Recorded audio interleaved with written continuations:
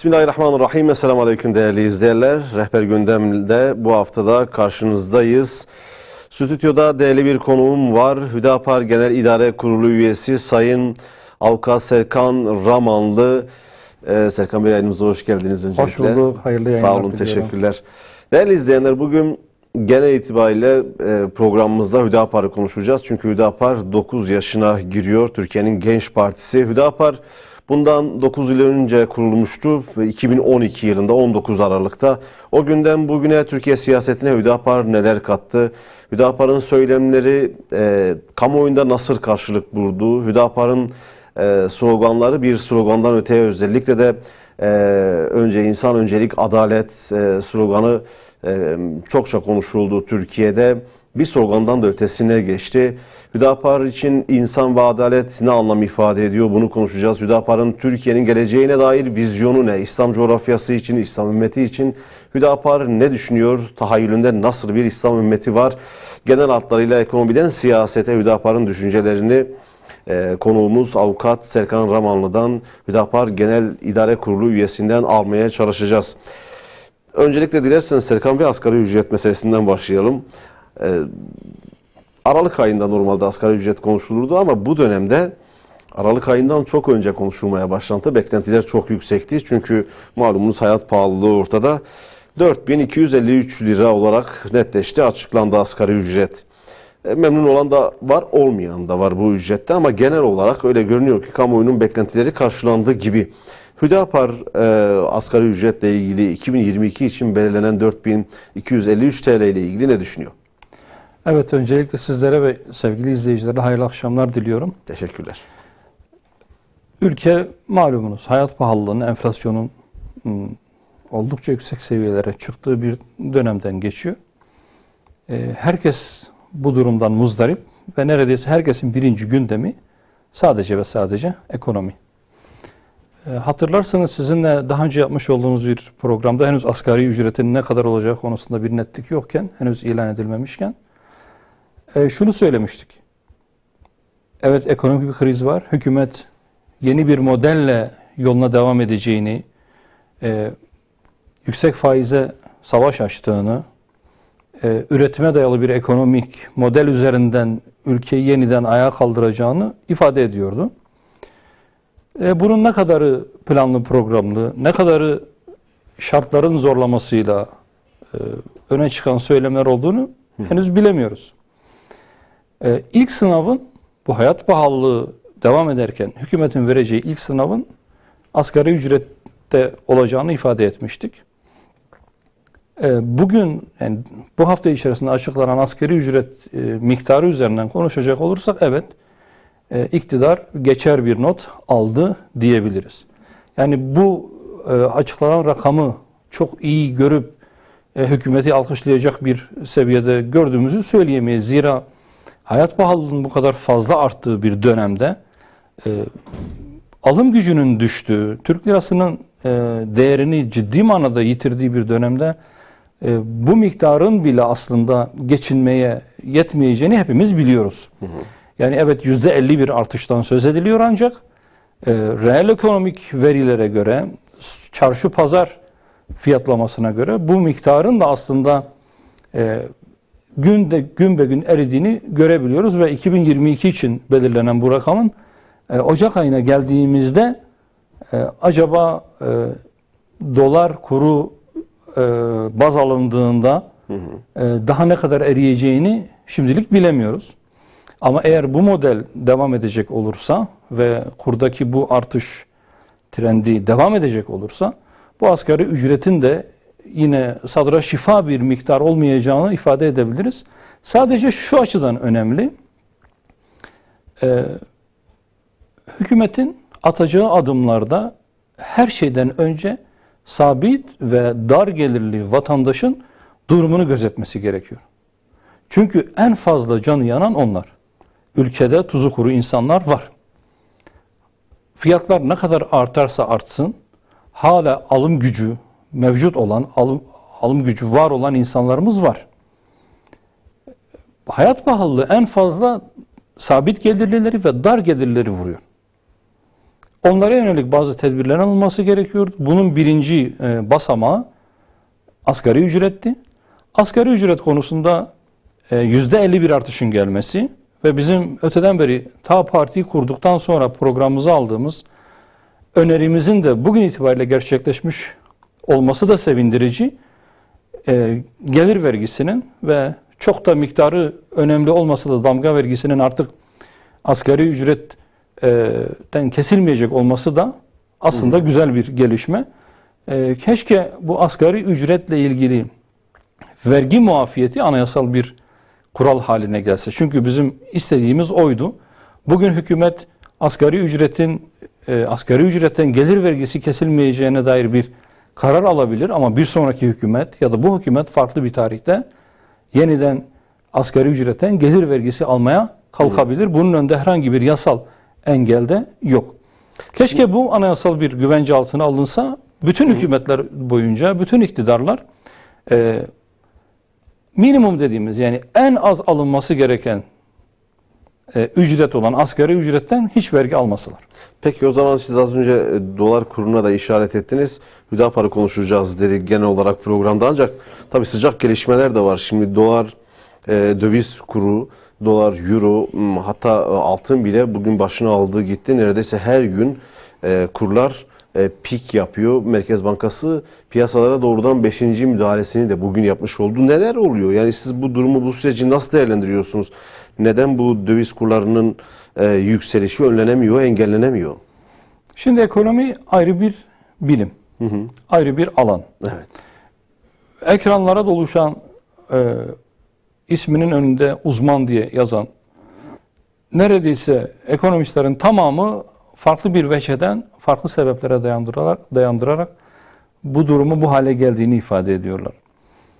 İktidara yakın ekonomistler ya da bu konuda söz söyleme kabiliyetine haiz kimseler bunun bir model olduğunu, bunun bir tercih olduğunu, cari açığın kapatılması, sağlıklı bir büyümenin gerçekleştirilebilmesi, faize dayalı bu tefeci, Londra tefecileri dedikleri bu tefecilerin artık bu ülkenin kaynaklarını sömürmesinin engellenmesi olarak tarif etmeye çalışıyorlar.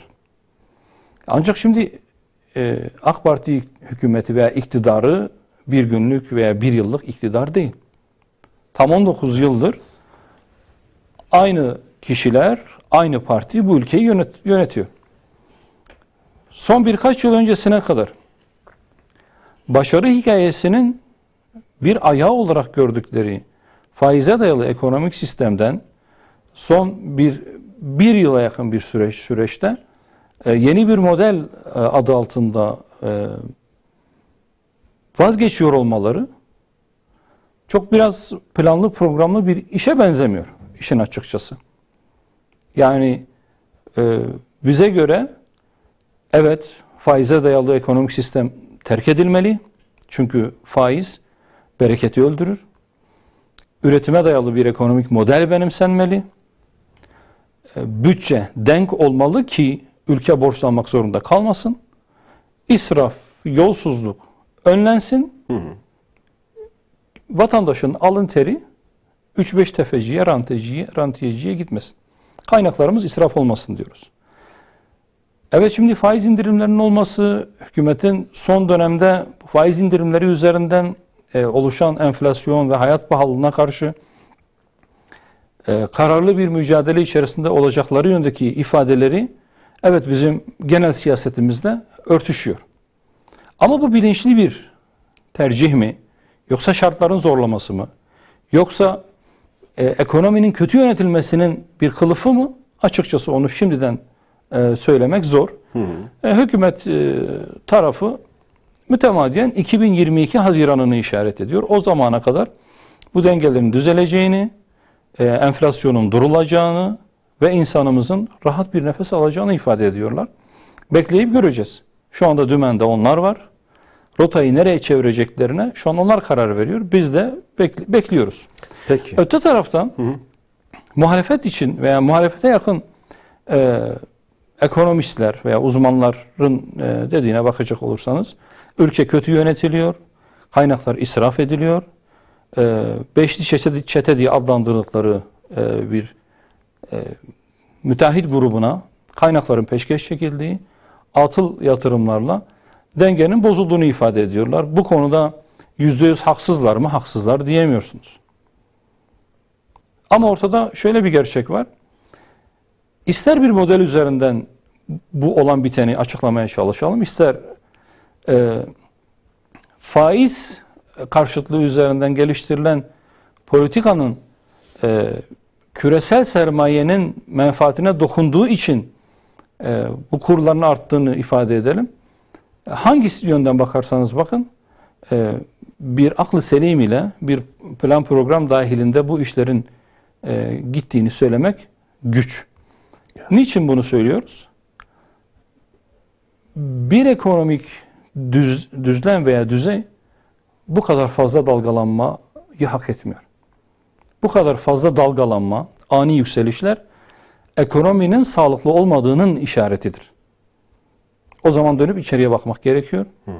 Nerelerde hata yapıldı? Kaçaklar nerede var? Ülkenin kaynakları doğru kullanılıyor mu, kullanılmıyor mu? Gerçekten lazım olan yatırımlar var. Üretimin arttırılması, istihdamın arttırılması gerekir. Kaynaklar hangi yatırımlara, ne tür yatırımlara gidiyor? Bunların ne kadar verimli diye bunu aslında sorgulamak gerekiyor. Evet, Türkiye kapalı bir ekonomi değil. Bunu biliyoruz. Yani küresel sermayenin ve onun iplerini elinde tutan emperyalist ülkelerin Türkiye üzerinde emellerinin olduğunu elbette saklanamayacak bir gerçek. Bunlar üzerinden Türkiye'ye şantaj yapılması veya onların plan ve programlarına uygun pratikler sergilenmesi için Türkiye'nin sıkıştırılma ihtimali tabii ki var. Ve bunu geçmişte de pek çok sefer bu ülke yaşadı, gördü. Ama bütün bunlara rağmen 19 yıllık bir hükümetin halen daha pansuman tedavilere, halen daha geçici tedbirlere başvuruyor olması da bir anlamda ibret verici bir hadise. En basitini söyleyelim. Asgari ücreti konuşuyoruz. Biz kurulalı işte 9 yıl oluyor. Muhtemelen daha önce de asgari ücretin vergi dışı tutulması gerektiğini söyleyenler olmuştur. Hatta biz kurulduktan sonra mecliste grubu bulunan partilerin yeni anayasa çalışması kapsamında uzlaştıkları bir maddeydi zaten asgari ücretten vergi alınmamasının anayasal bir kural haline getirilmesi. Hani bu bilinmeyen, ilk kez icat edilen, keşfedilen bir husus değil. Bunu iktidar da biliyordu, muhalefet de biliyordu. Ama bugüne kadar bunu uygulamamış olmalarını aslında sorgulamamız gerekiyor. Şimdi bu sorgulamayı yaptığınızda da bu sefer tam ekonomik veriler kötüleşmeye başlamış. Enflasyon azmış, kurdaki yükselişler maliyetleri arttırmış, çarşı pazar yangın yerine dönmüş ve siz daha en son çare olarak asgari ücretten gelir vergisi alınmamasını gündem edip, kararlaştırıp uygulamaya koyuyorsunuz. Yani bunların da sorgulanması gerekiyor. Evet. Çünkü madem bu yapılabiliyor idi ki ekonomik verilere bakarsanız Türkiye şu anda geçen senenin, ondan önceki senenin ve bir önceki seneden daha geri bir durumda. O zamanlar niçin böyle bir tercihte bulunulmadı? Asgari ücretlinin ücretinde bir iyileştirme yapılmadı. O refah payı dediğimiz miktar niçin maaşına yansımadı? Bunun sorgulanması gerekiyor. Bu da bizi kötü yönetime işaret ediyor. Peki Sayın Başkan, o zaman Hüdapar'ı sizi konuşmaya başlayalım. 2012'nin 19 Aralığında kuruldunuz. 9 yıl geçti aradan. Türkiye'nin genç partisi olarak nitelendiriliyorsunuz. Önümüzdeki pazar günü 2 gün sonra 19 Aralık günü yine partinin 9. yılını kutlayacaksınız. Öncelikle düzenlenecek programla ilgili kısa bir detay bilgi alabilirsem iyi olur. Sonra size sorularım olacak. Evet. Tam 9 yılı devirmiş olduk. 9. yılımızı tamamlıyoruz. Bu 9 yıl içerisinde pek çok tecrübe edinmiş olduk. 9 yıl içerisinde yapılan 5 seçimin 3'üne iştirak ettik.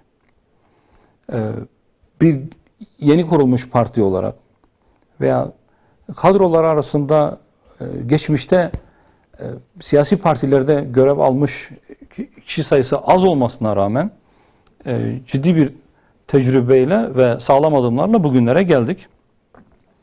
Elbette söylem geliştirmede, politika üretmede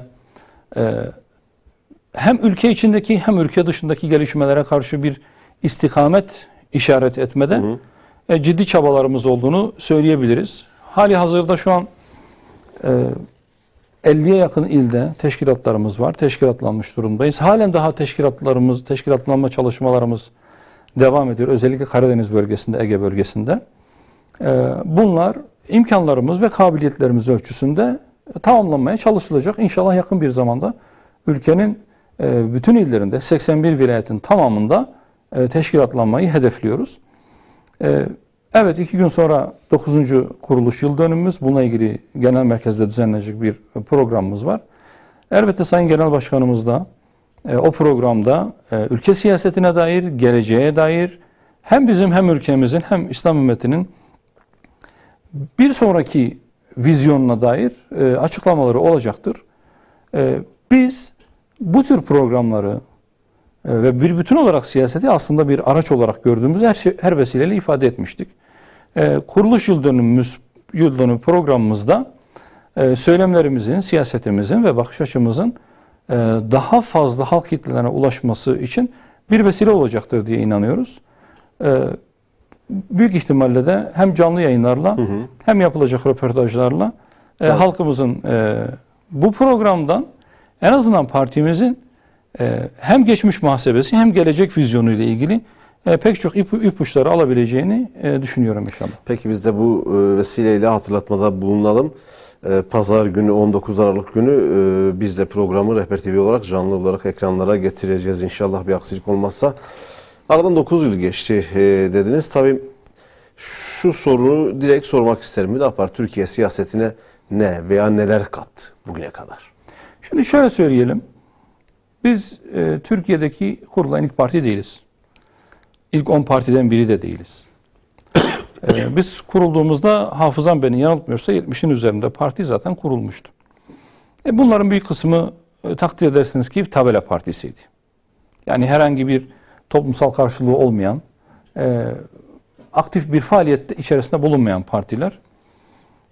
Bir kısmı meclis içerisindeydi, bir kısmı meclis dışından siyaset üretmeye devam ediyorlardı. Genel itibariyle Türkiye'de siyasete ve siyasetçiye bakışta ciddi bir problem olduğunu söyleyebiliriz. Maalesef bu halen de devam ediyor. Bu siyaset jargonuna da işlemiş durumda. Biz bu işin bu şekilde yapılmaması gerektiğini, kendi köklerimizden, kendi benliğimizden, kendi tarihimizden, kendi referanslarımızdan ki o inancımızdır, hareketle bir siyasi hareket başlatabileceğimize inandık ve yola o şekilde çıktık. Evet, maddi birçok imkansızlıklarla, insan kaynağını bulma konusunda sıkıntılarla karşılaştık. Ama biz zaten bu işe başladığımızda bu sıkıntılarla karşılaşacağımızı biliyorduk. Ama bir şey de daha biliyorduk. Azmin elinden hiçbir şey kurtulmaz. Halen ilk günkü azmimizle devam ediyoruz. Bizim için Genel Başkanımızın da zaman zaman ifade ettiği gibi başarı istikamet üzere kalabilmektir diyoruz. Yoksa girersiniz seçimlere, halkın teveccühünü almaya çalışırsınız, temsiliyetini almaya çalışırsınız ki bu oyla oluyor. Beklediğiniz veya istediğiniz bir sonuçla karşılaşmayabilirsiniz. İlk kurulduğunuz anda bir iktidar partisi olabilecek kadar yoğunlukta ve fazlalıkta bir oy alamayabilirsiniz. Ama bunun için acele etmeye de gerek yok. Bunun için sabırsız olmaya da gerek yok. Bunun için ümitsiz olmaya da gerek yok dedik. Ve bu şiarla hareket ettik. Zaten bu inançla hareket ettiğimiz için henüz 2012'nin Aralık ayında kurulmuş ve teşkilatlanmasını yani seçime katılabilme yeterliliğine sahip bir parti olarak adını listeye yazdırabilmesini yeni bitirmiş bir parti için hemen bir buçuk yıl sonra yapılan yerel seçimlere katılmayı kararlaştırdık. Ve pek çok ilde, ilçede, beldede seçimlere katıldık. Normalde yeni kurulmuş bir parti için bundan daha kolayı milletvekili genel seçimlerine katılmaktır. Çünkü göstereceğiniz aday sayısı daha azdır. İnsan kaynağı bulmada zorlanmazsınız. Belki propagandanızı ve söyleminizi daha spesifik bir alana sıkıştırma konusunda avantajlısınızdır. Ama biz bunların hiçbirini yani göz kapatmadan bunlara 2014 yerel seçimlerine girdik ve pek çok girdiğimiz yerde de varlığımızı ciddi manada hissettirdik. Evet, söylemlerimiz halkın bizi duyabildiği kadar, halkın bizi duyduktan sonra anlayabildiği kadar, anladıktan sonra benimseyebildiği kadardır. Biz henüz hem tanıtım anlamında hem geniş kitlelere yayın yapan sizin gibi kanallar haricindeki diğer kanallarda halkımızla buluşabilmeye imkan bulamadık. Çok sınırlı bir imkanımız var. Bunun için devasa büyüklükte bir kampanya ve tanıtım için bir bütçeye ihtiyaç var ki o devasa bütçelere sahip olduğumuzu söyleyemeyiz. Türkiye halkının 81 vilayette sizi bir hakkın tanıdığından, bir haber olduğundan bu anlamda bir haber olmadığını ifade ediyorsunuz. Yani bazı özellikle de geniş çaplı televizyon kanallarında, medya kuruluşlarında. Henüz daha gittiğimiz il ve ilçelerde şu son dönemde özellikle Sayın Genel Başkanımızın ciddi bir çabasıyla ülkenin hemen hemen tüm bölgelerindeki farklı illeri ziyaret ediliyor. Hakeza Genel Başkan yardımcılarımız ve Genel İdare Kurulu üyelerimiz bu konuda ciddi bir çaba içerisindeler. Halen daha gidilip görüldüğünde Hüdapar'ın ismini ilk kez duyduğunu ifade eden insanlarla karşılaşıyoruz.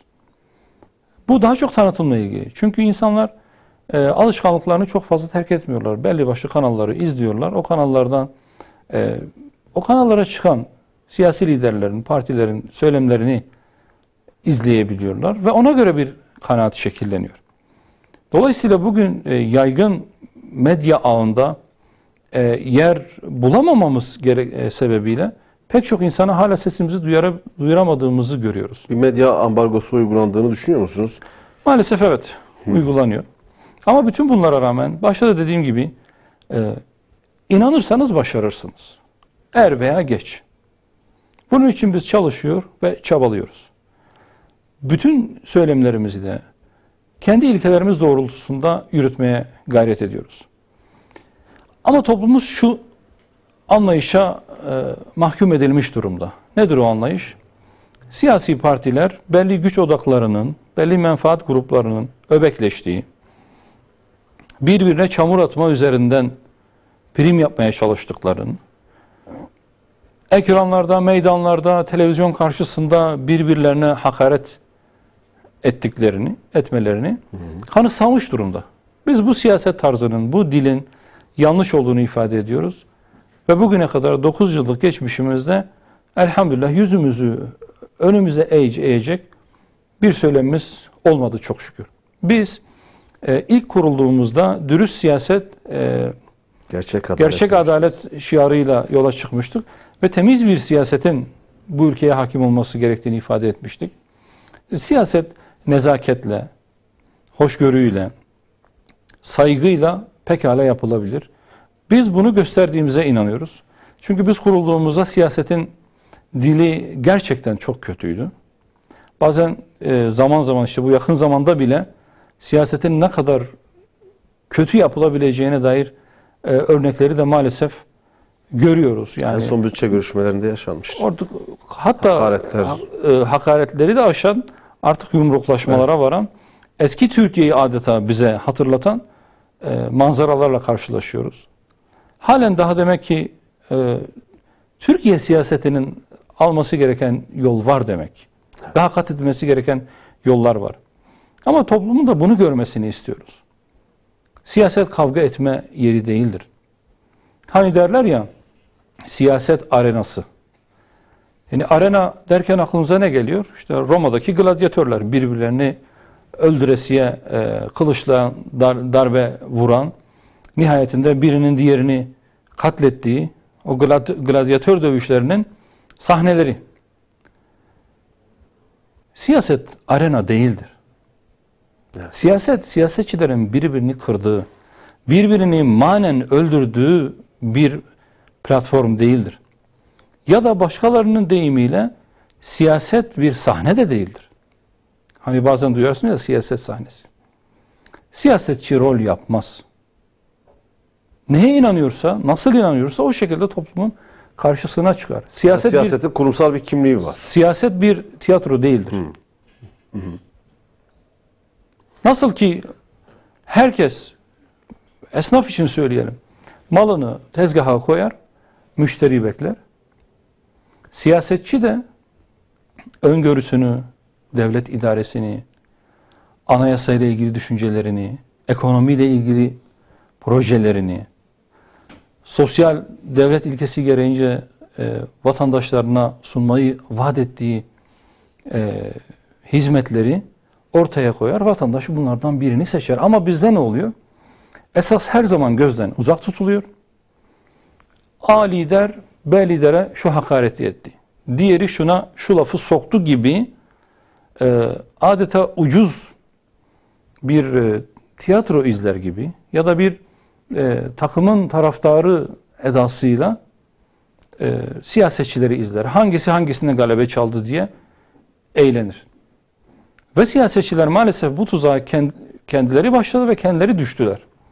Halen daha toplumun siyasetçilere yaklaşımı bir saygıdeğer yaklaşım değildir.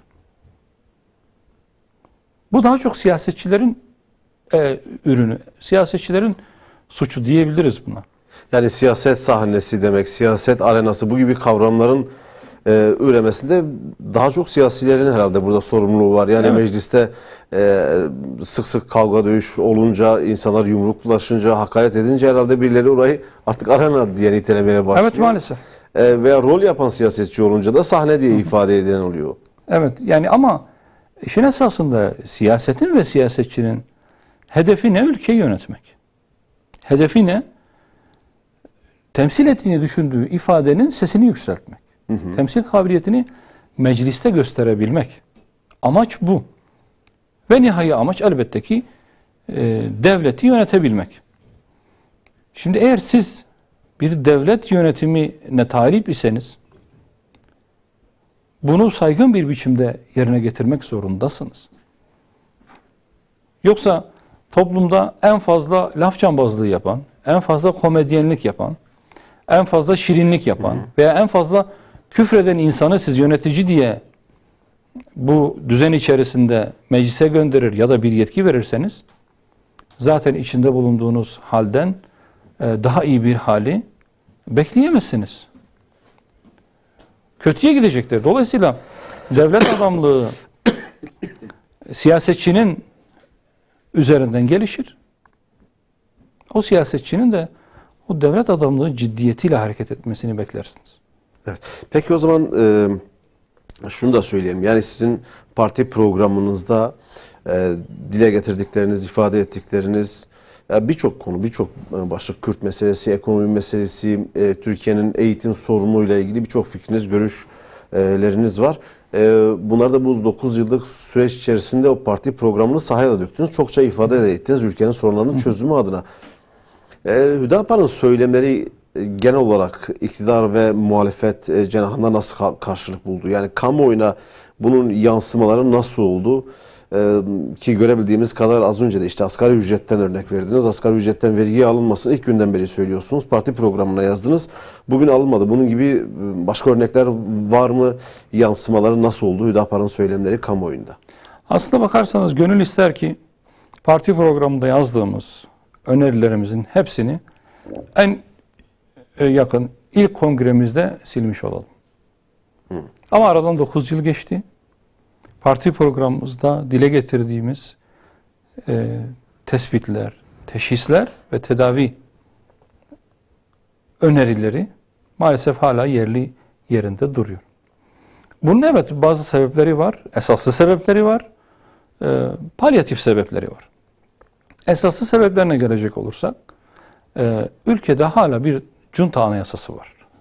Yürürlükte olan. Henüz biz askeri vesayetin öngördüğü bir anayasayla idare ediliyoruz. O anayasanın atıfta bulunduğu kurucu iradenin de 1924 anayasasını kastediyorum. Üzerine inşa edildiği zihniyetin de hala varlığını koruduğunu görüyoruz. İşin esasında sorun var. Ülke laiklik ve Türklük üzerine inşa edilince siz düğmeyi, gömleğin düğmesini ta baştan yanlış iliklemiş oluyorsunuz. Ondan sonra gelen bütün düğmeler zaten yerli yerine oturmaz. Yanlış bu şekilde devam eder. Ülke idaresine dair işte bahsettiğiniz ekonomik, sosyal politikalar, eğitim politikaları, bunlarla ilgili pek çok önerimiz var. Belki bir programa sığmayacak genişlikte tartışılması, konuşulması gereken öneriler. Pek çoğu maalesef hala güncelliğini koruyor. Yani açıp Hüdapar'ın parti programını okuduğunuzda hala oradaki cümlelerin, ki 9 yıl hatta 10 yıl öncesine ait cümlelerdir, bugün dahi geçerli olduğunu maalesef üzülerek görüyoruz. Gönül ister ki o cümleleri bir daha kurmak zorunda kalmayalım. Biz de parti programımızı güncelleyelim, daha farklı sorunlara eğilelim istiyoruz ama işin esasında henüz çok sorun var maalesef. Kürt meselesiyle ilgili sorunlar hala ilk günkü gibi taze ve yerli yerinde duruyor.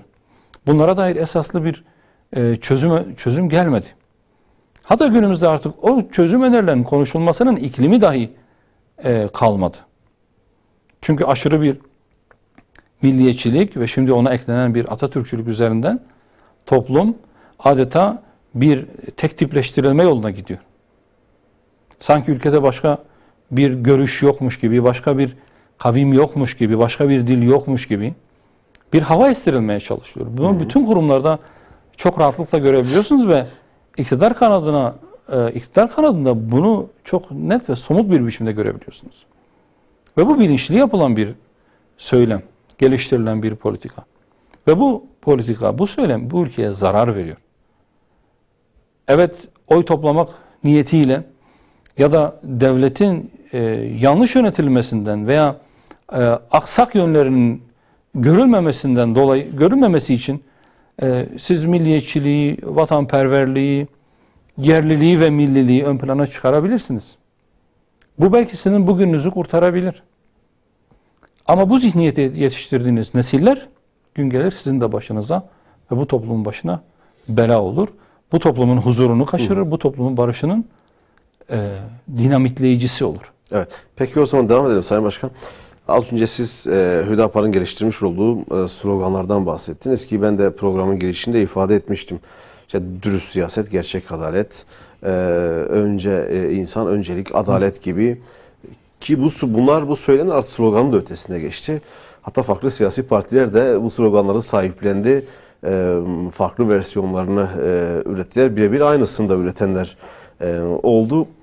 İnsan ve adalet çokça vurguladığınız bir husus.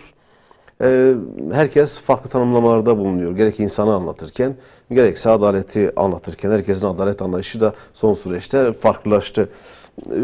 Hüdapar insan ve adalet derken neyi kastediyor, neyi anlatmak istiyor? Ona geçmeden önce isterseniz şunu vurgulayalım. Bunu önemsiyorum çünkü. Biz bir söylemi ortaya koyduğumuzda bunu icat etmiş olmuyoruz aslında. Evet. İlk kez biz söylemiş olmuyoruz. Bizden önce bunlar zaten söylenmiş. Bizi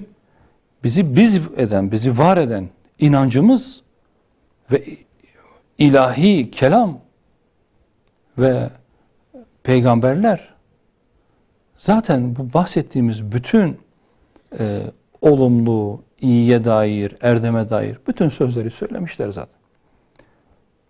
Biz belki sadece 2012 Türkiye'sinde veya da 2015 Türkiye'sinde ya da 2021 Türkiye'sinde bunları sadece belki farklı bir versiyonla söylemiş oluyoruz.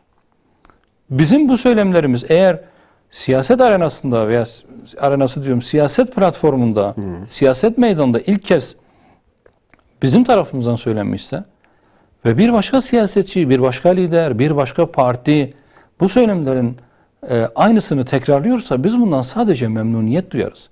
Çünkü bizim için sadece biz söyleyelim, hakkı sadece biz ifade edelim, diğer herkes kötüyü ifade etsin, yanlışa götürsün demiyoruz. Böyle bir anlayışımız, böyle bir çabamız yok. Biz bir şeyi doğru olduğuna inandığımız için söylüyoruz. Hak olduğuna inandığımız için söylüyoruz. Bu doğruyu ve bu hakkı bir başkası söylüyorsa ister iktidar, ister muhalefet. Hiç önemli değil. Biz bundan sadece memnuniyet duyarız. Evet. Çünkü biz doğruya, erdeme, iyiye, adalete yöneltmek çabası içerisindeyiz şu anda. Ve toplum eğer dilerse ve kabul ederse, bize o yetkiyi verirse biz bunların icraatını da göstermeye talibiz. Ama sırf biz olmuyoruz diye bir başka parti bunları sahiplendi ya da iktidar partisi bizim söylemimizi bizden aldı, kendisi kullandı, prim yaptı. Biz bundan müşteki olmayız. Yeter ki bizim düşüncelerimiz, bizim fikriyatımız, bizim çözüm önerilerimiz aksül amel bulsun, toplumda yaygınlaşsın ki adaletsizlik, zulüm, kötülük bu toplumdan uzaklaşsın istiyoruz. Evet. Evet, bizim zaman zaman çıkışlarımıza başka partiler de sahiplik göstermek üzerinden bir siyaset üretiyorlar. Biz mesela çok spesifik bir örnek olacak belki. Kurulduğumuz zaman hükümlülerin kendi aileleriyle görüşmesi mümkün değildi. Evet. Ya da seçme seçilme yaşı yüksekti. Ya da pek çok kademedeki kişilerin oy kullanma hakkı yoktu. Veya aday olabilmelerinin önünde engeller vardı. Biz bunların yanlış olduğunu ifade ettik. Ve zaman içerisinde hükümet belli başlı kanunlar aracılığıyla bu serbestiyeti tanıma yönünde bir irade sergiledi. Hatta 2010 anayasa referandumunda seçme seçilme yaşı ile ilgili bir düzenleme geldi. Gerçi bizim ifade ettiğimiz yaşın biraz yukarısında ama neticede o da bir adımdır. Hatırlayın, o zaman 18 yaşında seçilme mi olur diye ifade edenler olmuştu. Yanlış. Niye siz bu topluma güvenmiyorsunuz? Eğer bir kişi kendini kanıtlamış, ispatlamış, toplumdan o onayı almış ise tabii ki milletvekili de olabilmeli. Aynı şekilde yaşını başını almış olduğu halde eğer bir irade sergileyemiyor, topluma verecek bir fikri, bir çabası, bir ameli yoksa toplum onu benimsemedikten sonra o da seçilmesin bir zahmet. İşte en son örneğini asgari ücrette gördük. Çok geç oldu. Evet. Keşke ülke bu ekonomik darboğaza girmeden, bu sıkışmışla, bu hayat pahalılığına, bu enflasyona maruz kalmamış olsa, ülke şartları daha iyi bir ortamda olsa ve asgari ücretten vergiler alınmaması yönünde bir karar çıksaydı, ama hiç yoktan da iyidir diyoruz buna. Siz siyasetinizin merkezine insanı koyuyorsunuz, oturtuyorsunuz gördüğünüz kadarıyla ve adalet de burada çok önemli bir faktör. Adalet olmazsa insanı yaşatmanız da bu anlamda mümkün görünmüyor. Tabii herkes insanı ve adaleti, farklı fraksiyonlar da insanı ve adaleti önceliyor. Lakin insanın çeşidine göre bu politik duruş da farklılık gösterebiliyor. Çünkü benim insanım, benim taraftarım, benim mağdurum gibi söylemler zamanla gelişebiliyor. Pratikte gelişiyor. Yani ifade edilmiyor bu anlamda ama sizin bu konudaki bakışınız ne? Yani partizancılık bu anlamda kitlelere, insanlara, topluma bakarken sizde de ağır basıyor mu? Yoksa siz hayır, inancı ve milleti ne olursa olsun insanlar bir midir diyorsunuz? Şimdi bizim anlayışımıza göre siyaset menfaate dayalı olursa canavarlıktır. Üstad Bediüzzaman'ın veciz ifadesiyle. Biri sırf sizdendir diye eğer onun zulmüne göz kapatıyorsanız, görmezden geliyorsanız ya da zulme uğrayan veya hak sahibi olan sizden değil de bir başka partiden veya başka bir kesimdendir diye onun hakkını teslim etme noktasında geri duruyorsanız bu sizin adil olmadığınızın en büyük işaretidir. Bu tarafgirliktir, bu hakkaniyet değildir, bu zulümdür. Herkes, bütün partiler eşitlik, özgürlük ve adalet isterler. Evet. Ama gelin görün ki bunu muhalefetteyken isterler. İktidara geldiklerinde maalesef dozajı değişmek kaydıyla bu terazinin kefeleri şaşmaya başlar. Denge bozulur. Partizanlık, tarafgirlik, kayırmacılık alır başını gider. Bendense savunurum, benden değilse bana necilik hüküm sürmeye başlar. Peki bizim inancımız bize neyi emrediyor? Sizden olan veya diyelim ki yani inanç, Allah'a ve peygamberine inanmış bir Müslüman zulmedince ona zulmünde destek olun diyor mu? Ya da zulme uğrayan bir gayrimüslimse onu haline bırakın diyor mu? Bu İslam inancıyla örtüşür mü? Elbette ki örtüşmez. Mazlumun kimliği sorulmaz. Eğer biz Türkiye toplumunda yaşayan insanlar olarak farklı kesimleri var. Bu ülkenin zaman zaman ifade ediyorum. Yaşayanları sadece dindar insanlar değil. İnanmayanı da var. Dinine saygısı olup dini hiçbir referansı hayatına tatbik etmeyenler de var. Sağcısı var, solcusu var, Kürdü var, Türkü var, Alevisi var, Sünnisi var. Çok farklı katmanlardan bahsediyoruz bu ülkede. O halde eğer her biri birbirinin aynısı olmayan, aynı görüşleri paylaşmayan, aynı dili konuşmayan, aynı inanışa benzer şekilde bağlı olmayan insanların yaşadığı bir toplumda sizin devlet dediğimiz aygıtın vatandaşa bakan yönüyle eşit olmasını sağlamak zorundasınız. Çünkü devlet niçin var? İnsan için var. İnsanın maddi ve manevi gelişimini tamamlamasına yardımcı olmak için var. Devletin esas görevi budur. Güvenliği de sağlayacak, adaleti de sağlayacak. Vatandaşları arasında ayrım yaptığında artık o adil bir devlet olmaz. Yani iktidara, şöyle söyleyelim, iktidara diyelim ki Alevileri temsil eden bir parti gelmiş olsun. Ve bütün devlet kademelerine sadece Alevilerden olanları alsa. Bütün milletvekili adaylıklarını Alevilerden seçtiği için bu sefer bütün bakanlıklardaki bürokratlar Alevilerden olsa. Sadece ve sadece Alevi inancını eğitim müfredatına yerleştirmiş olsa. Siz diğer kesimlerin bundan memnun olabileceğini düşünüyor musunuz? Bu düpedüz adaletsizlik olur. Bunun tersi de doğru. Bunların tamamını görebilmek ve gösterebilmek önemlidir.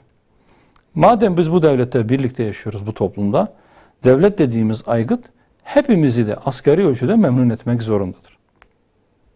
Birini kayırıp diğerini ötelemeye hakkı yoktur. Herkese hakkını taslamam vermek zorundadır. İnancımız da bize bunu emrediyor.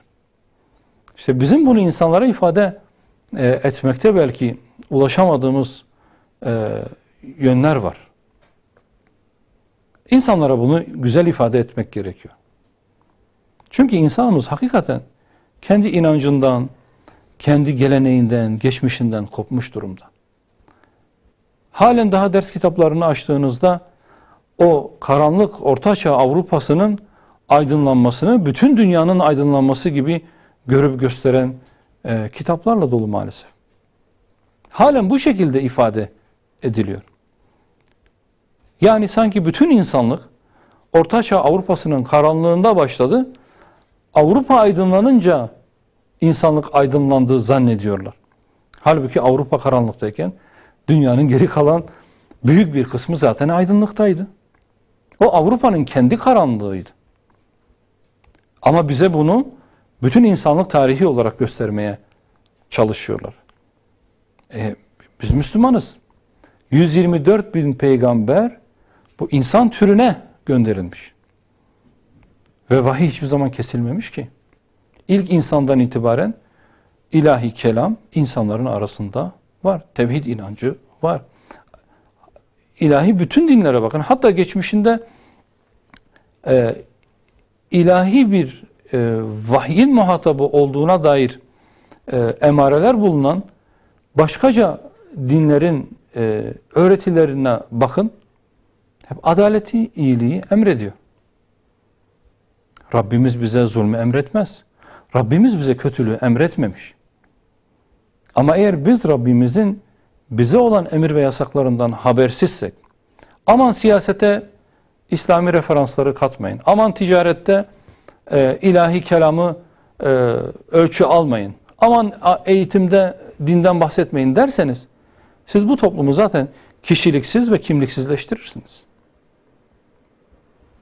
Zaten o zaman kişiliksiz ve kimliksiz olan bir toplum kendi gibi olanlarını iktidara getireceği için zaten o toplumun gelişmesi de mümkün değil. Sürekli ya ABD'nin eteğine sığınır ya Avrupa'nın gölgesine sığınır. Bundan da bir gelecek inşa etmemiz mümkün değil. Yani bu sadece bizim ülkemizin de sorunu değil. Topyekun belki bugün sömürülen bütün ülkelerin ortak sorunu budur. Peki. Sayın Başkan, müsaadenizle kısa bir ara verelim. Saat Tabii. başına tekrar devam edelim, virgül koyalım. Değerli izleyenler, kısa bir aramız olacak. Saat başına tekrar burada kaldığımız yerden devam edeceğiz.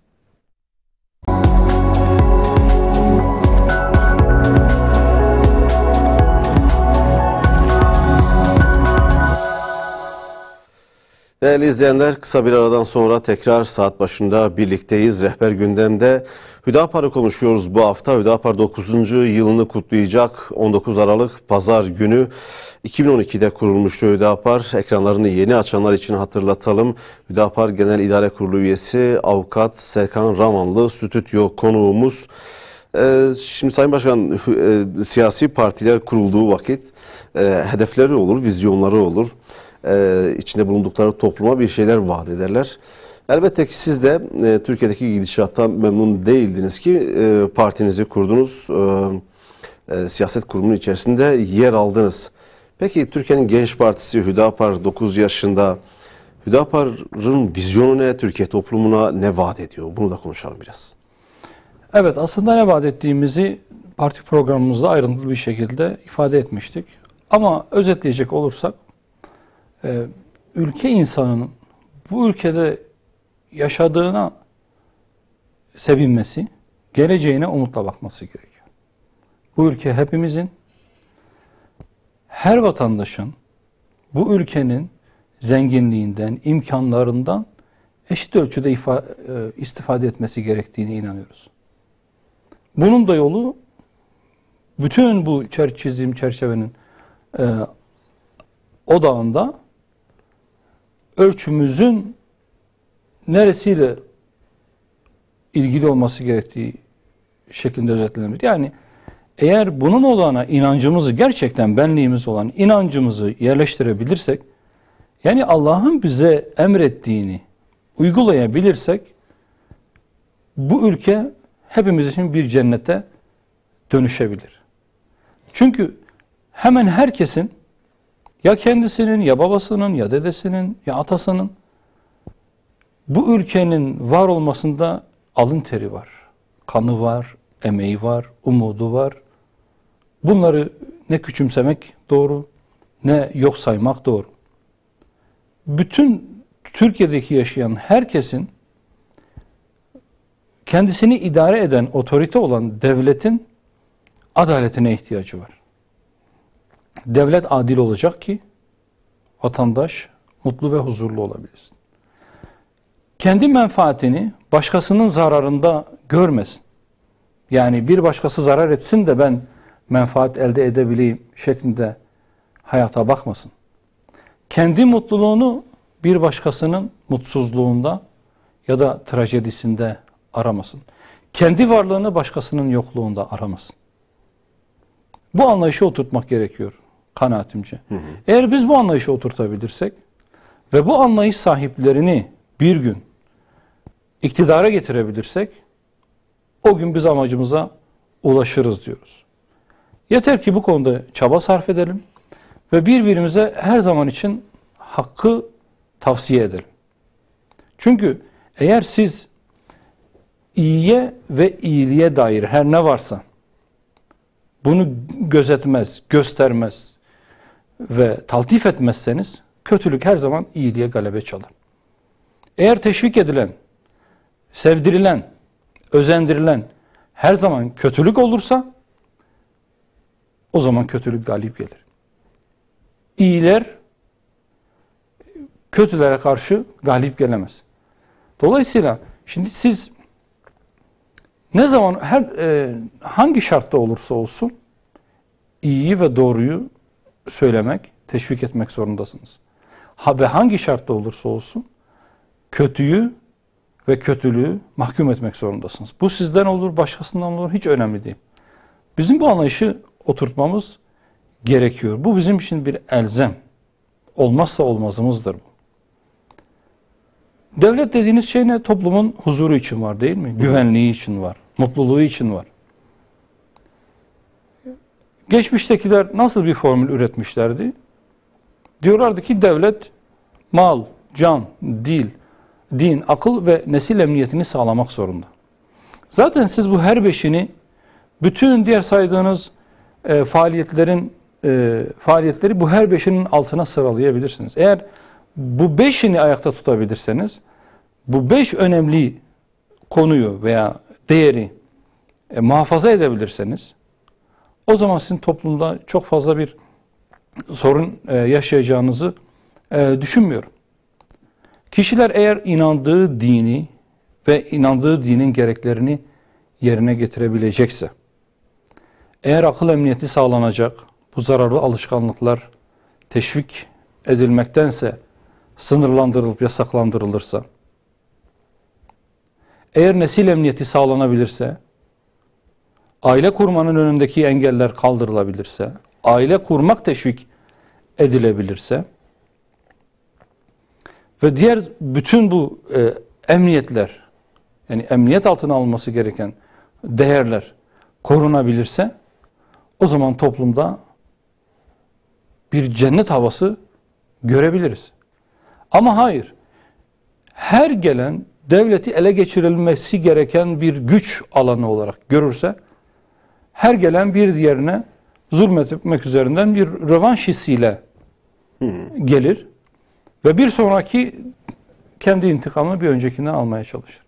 Hep rövanşist yaklaşımlar bizi bir kısır döngüye mahkum eder. Geçmişte ettiği, halen de etme tehlikesiyle karşı karşıyayız. O yüzden mevcut hali hazırda iktidarda bulunan hükümete, onu yönetenlere biz uyarılarımızı yapmaya devam edeceğiz. Adil olun, adil yönetin. Yeni bir sayfa açmak bu ülke için mümkün. Her ne kadar mesela muhalefet partilerin bir kısmı, büyük çoğunluğu Cumhurbaşkanlığı hükümet sistemine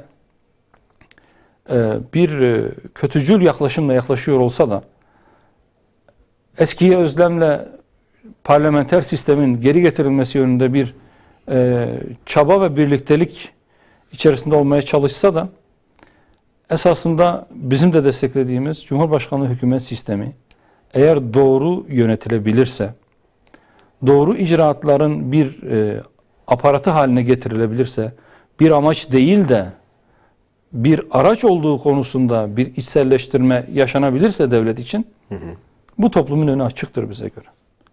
Bu ülke zengin bir ülke. Bu ülke öyle fakir bir ülke değil. Dışarıya el açacak bir ülke değil.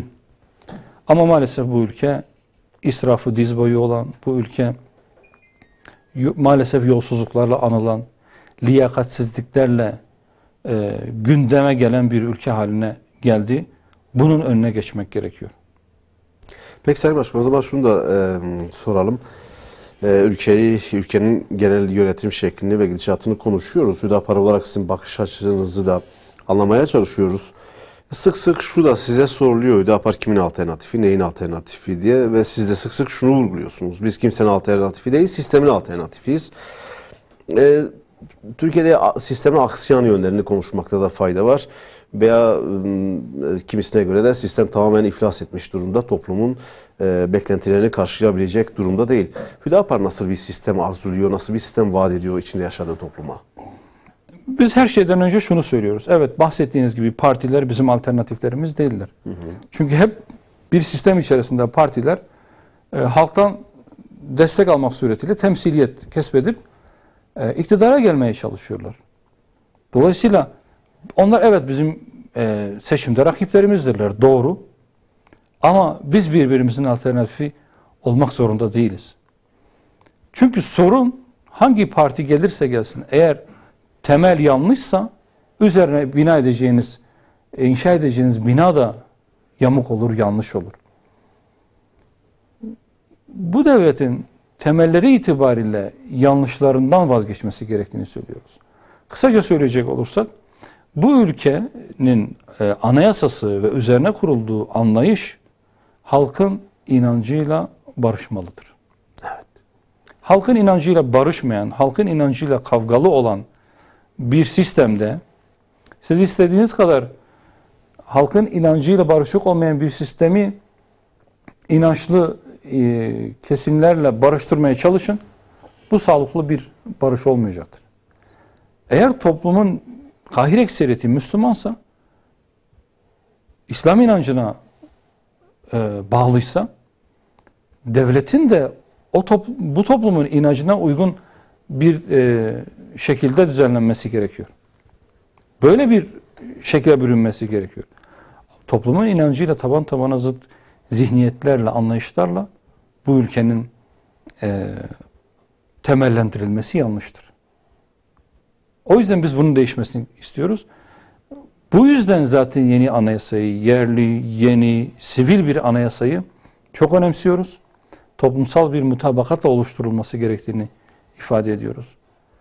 Mesela biz hiç kimsenin inancının emrettiğinin aksine davranmaya zorlanmaması gerektiğini ifade ediyoruz. Ama gelin bakın, 19 yıldır evet bir başörtüsü serbestisi var. 28 Şubat'ın o karanlık günlerinden çıktık, doğru. Ama o günlere geri gelmemenin bir garantisi yok. Çünkü hala inanç özgürlüğü anayasada yerini bulmuş değil bu anlamıyla. Hala bir kısım insanların zihninde laiklik inanç karşıtlığının bir aparatı olarak kullanılıyor. Laiklik adı altında İslam düşmanlığı yapılıyor. Ve o zihniyetin bir gün yeniden iktidara gelmemesinin bir garantisi var mı? Yok. O halde bu toplumun barış içinde yaşayabilmesi, huzurlu bir hayat sürebilmesi için inanç özgürlüğünün, temel hak ve hürriyetlerin ciddi manada ve garanti altına alınmış şekilde anayasada yer alması gerektiğine inanıyoruz. Peki. Biz o anlamda sistemin halkın inancıyla barışması gerektiğini söylüyoruz. Süreyi de tasarruflu kullanma adına hızlı soruları sorup geçmek istiyorum. Hüdapar'a göre Türkiye'nin en büyük sorunu ne? Yani çözülmesi elzem olan, öncelikli olan konu, mesele, problem ne? Aslında Türkiye'nin çok fazla büyük problemi var. Sadece bir tane değil. Ama bütün bu problemlerin kaynağını soracak olursanız, benim şahsi kanaatim Türkiye'nin en büyük problemi güven problemi. Güven derken? Kişinin kendine olan güveni, yani toplumda yaşayan insanların yapabileceklerine, kendisine olan güveni eksik ve zaman zaman hiç yok. Ve kardeşine, hemcinsine, vatandaşına karşı güveni yok. Yani bir başkasına olan güveni yok. Bu güvensizliğin kaynağı bir ölçüde sistem de diyebilirsiniz. Çünkü devletin de vatandaşına güveni yok. Yani bu kadar formalitelerin, usulü işlemlerin devlet içerisinde her biri bir güvensizliğin de işareti. Öncelikle insanımızın kendine güvenmesi gerekiyor. Daha güzel bir ülke mümkün. Daha iyi bir yönetim mümkün. Adil bir idare mümkün. Bunun referansları inancımızda var. Bunlar mümkün. İnsanın kendine güvenmesi gerekiyor. Ama bizim insanımızın kendine güvenmesi için önce kendisini bilmesi de gerekiyor. Ne olduğunu, nereden geldiğini, neye inandığını, nasıl inandığını bilmesi gerekiyor. Ama maalesef biz bu harf devrimleriyle, Cumhuriyet'in ilk yıllarındaki katı uygulamalarla tarihinden koparılmış bir toplumuz. Yani geçmişte 100 yıl denirdi. Zaman akıp geçiyor. 200 yıl öncesinin metinlerini bugün bir uzmanlık yardımı olmadan okuyamıyorsunuz. Kendi tarihinizle aslında bağlarınız kopmuş. Ne olduğumuz konusunda aslında bizde bir bilinç maalesef yok. Ve bu bilinçli bir şekilde yapıldı. Şimdi tarihinden kopmuş bir toplum, köklerinden kopmuş ağaç gibi oldu. Biz ise insanlara kendini bilmeyi, ne olduğunu bilmeyi ve bilmesi üzerinden de kendisine güvenmeyi telkin etmeye, teşvik etmeye çalışıyoruz. Kişi kendini bilir, kendine güvenirse karşısındakine de güvenir. Bu güven toplumda adaleti de tesis etme noktasında devlete sirayet eder diye düşünüyoruz. Yani benim kendi şahsi kanaatim, bu güven problemini eğer biz aşabilirsek pek çok sorunu çözmüş oluruz. Yani bugün Kürt meselesi dediğimiz sorunumuzu da çözeriz. Bugün eğitim yapboz tahtasına dönmüş diyoruz. Her gelen şikayet ediyor. Ve eğitim aslında gerçekten eğitim midir diye artık sormaya başlıyor insanlar. Çocuklarımız gerçekten eğitim kurumlarında, devlet okullarında gerçekten eğitiliyor mu? Artık bu sorular soruluyor. Çünkü yıllara yayılan bir eğitim sürecinden sonra hala belli başlı konular içselleştirilmiş değil. Hala değerler eğitimi konusunda bir sıkıntı var. Aile eğitimini biz unuttuk zaten. Şimdi böyle bir eğitim anlayışından siz bir başarı hikayesi çıkarabiliyor musunuz? 100 yıla yaklaşan bir Türkiye Cumhuriyeti'nin işte 100. yılına geliyoruz. Üniversitelerinde, okullarında, teknik eğitimlerinde nasıl bir gelişme oldu? Bunun muhasebesini yaptığımızda maalesef elimizde sadece bir utanç tablosu var. Yani düşünün ki eğitim sistemiyle övünemeyen, eğitim sisteminden utanan bir toplumuz. Bakın sadece bir örnek vereceğim. Suriye'deki iç savaş felaket sebebiyle insanlar büyük çoğunlukla Türkiye'ye akın etmek zorunda kaldılar. Ve Türkiye'de her zaman bir ezber vardır. Batı iyi, Doğu kötü. Biz medeni, Doğu geri diye bir kalıplaşmış düşünce var herkesin zihninde. O zihni altyapıya göre Suriye'den gelen insanların zır cahil olması gerekiyordu. Ama çoğunun eğitimi Türkiye'deki eğitimden çok daha ileride.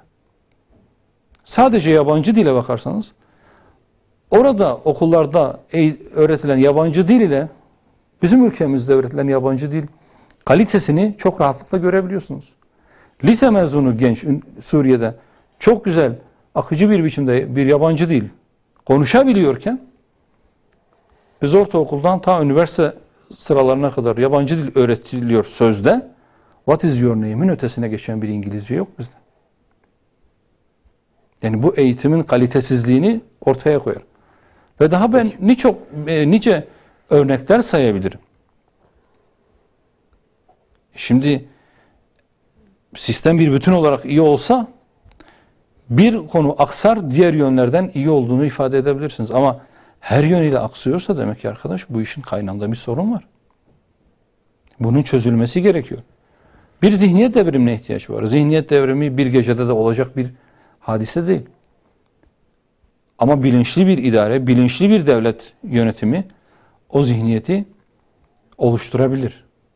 Ama bunun için de öyle bir iradenin ortaya konulması gerekiyor. Eğer hala siz 2022'ye giren bir ülkede hala bir milliyetçiliği köpürtme sevdasının peşinden koşuyorsanız, hala kafatasçı bir zihniyetin öncülerini topluma örneklik teşkil edecek şekilde sunuyorsanız, siz bu toplumdan merak ediyorum ne bekliyorsunuz? Peki Sayın Başkan, süremizin de sonuna doğru geliyoruz. Son bir sorum daha olacak size. sık sık ifade ettiğiniz bir husus daha var. Yani kısa ölçekte, kısa vadede belki Hüdapar'ın Türkiye için önemli hedefleri var, vizyonu var ama bununla birlikte Hüdapar'ın İslam coğrafyası için, İslam ümmeti için de düşünceleri var, tahayyülü var. Bunu da doğrusu biraz açmanızı isteriz. Yani Hüdapar İslam coğrafyası için ne vaat ediyor, nasıl bir İslam ümmeti tahayyül ediyor? Şimdi bizim aramızda, Müslümanların arasında, Müslüman ülkeler arasında çizilmiş sınırların suni ve gayrimeşru olduğuna biz inanıyoruz. Evet. Elin İngiliz'i, Fransız'ı gelip cetvellerle buraların bizler arasındaki sınırları çizmişler ve biz de bunları kutsuyoruz. Ve kutsayanlar var. Bunların bizim için hiçbir anlamı yoktur. Müslümanlar kardeştir. Gayrimüslim gibi olsak komşumuzdur ya, komşuluğun bir hukuku olur, bir ilişkisi olur. Herkese düşman nazarıyla bakmanın bize hiçbir faydası yok. Öncelikle biz madem Müslümanız, Allah bize kardeşliği emretmiş, biz Müslüman kardeşlerimizle Arap olsun, Fars olsun, Türkmen olsun, Türk olsun, Kürt olsun bizim için fark etmez. Allah bize birlikteliği emretmiş ise biz bu birliktelik için çaba sarf etmeliyiz. İslam coğrafyası için bizim işbirliği ve birlikte hareket etme dışında başka bir seçenek olmadığını düşünüyoruz. İslam ülkeleri arasında oluşturulan suni sorunlar bilinçli oluşturulmuş ve aşılması çok kolay olan sorunlardır bize göre. Yeter ki kardeşlik hukuku çerçevesinde bunlar çözülebilsin. Mesela biz Türkiye olarak evet ihracatla övünüyoruz ama ihracatımızın yarısından fazlası Batı ülkeleriyle. Ticaret hacmimiz Müslüman ülkelere niçin sınırlı tutuluyor? Hala pek çok sınır kapılarımız kapalı. Ve eften püften sebeplerle. Biz Müslüman ülkelerin bir araya gelip bir birliktelik kurmalarını, bir siyasi birliktelik kurmalarını ve gelecekte de bir askeri birlik kurmaları gerektiğini ifade ediyoruz. Hüdapar iktidarında bunlar öncelik olur, Evet. dış politikada. Bir diğer husus, İslam coğrafyasının içerisinde adeta bir hançer gibi saplanmış olarak olan İsrail urunun sökülüp atılması gerektiğini düşünüyoruz. Bu bütün Müslümanlar için bir utanç vesilesidir. Bu kadar milyardan fazla Müslümanın yaşadığı bir coğrafyada bir avuç Siyonistin kendi emelleri uğruna İslam topraklarını işgal etmesine, bu kadar İslam ülkelerinin seyirci kalmasının da yanlış olduğunu düşünüyoruz. Bu birlikteliğin bu tür yanlışları da, bu tür habis urları da içinden söküp atacağına inanıyoruz. Ve parti programımızda yazdığımız üzere bunu da ifade etmek isterim. Harem-i Şerif'in de Suud tekelinden çıkarılıp Müslümanlar arasında oluşturulacak, İslam ülkeleri arasında oluşturulacak bir komisyon eliyle idare edilmesi gerektiğini ifade ediyoruz. Çünkü Kabe hepimiz için kutsal. Müslümanların ortak değeridir.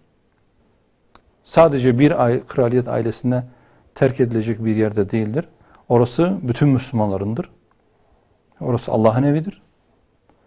Ve Müslümanların ortak idaresiyle idare edilmelidir diye düşünüyoruz.